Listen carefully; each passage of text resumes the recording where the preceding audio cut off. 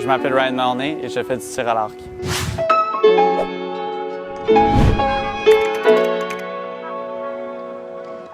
Alors, j'ai commencé le tir à l'arc juste après que j'ai fini le hockey. À 14 ans, mon père m'avait dit « Si tu veux arrêter de jouer au hockey, il faut que tu reprennes un autre sport. » Alors, j'ai tombé par hasard sur le tir à l'arc et puis j'ai accroché depuis. Je pense que pour être une athlète étoile, il faut que tu sois une personne résiliente, une personne persévérante et une personne très disciplinée.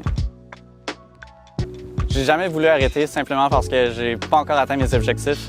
Mes objectifs seraient de me rendre aux Olympiques et de gagner une médaille d'or. Mon plus grand moment de victoire, c'est quand j'ai terminé premier dans le classement canadien pour les hommes en bas de 21 ans.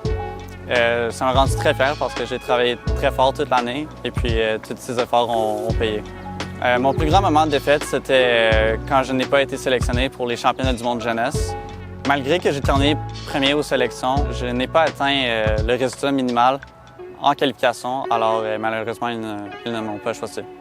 J'ai réussi à passer par-dessus en me disant que si j'atteignais pas le score minimum, que j'avais aucune chance de gagner et que la prochaine fois que j'allais faire une compétition à l'international, j'aurais une chance de gagner l'or. Les sacrifices que j'ai dû faire pour atteindre ce niveau, c'est plutôt au niveau scolaire. J'ai dû réduire le nombre de cours que je prends à l'université. J'ai passé de 5 à 4 cours.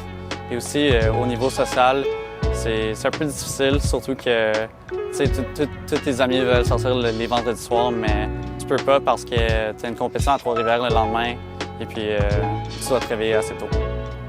De manière générale, le sport m'a appris d'être une personne plus patiente. Surtout avec les sélections aux championnats du monde. J'ai appris que parfois, c'est juste pas ton temps. Parfois, il faut juste t'attendre un peu plus longtemps puis que ça va arriver. À court terme, mes objectifs seraient les Jeux universitaires l'année prochaine, en 2025.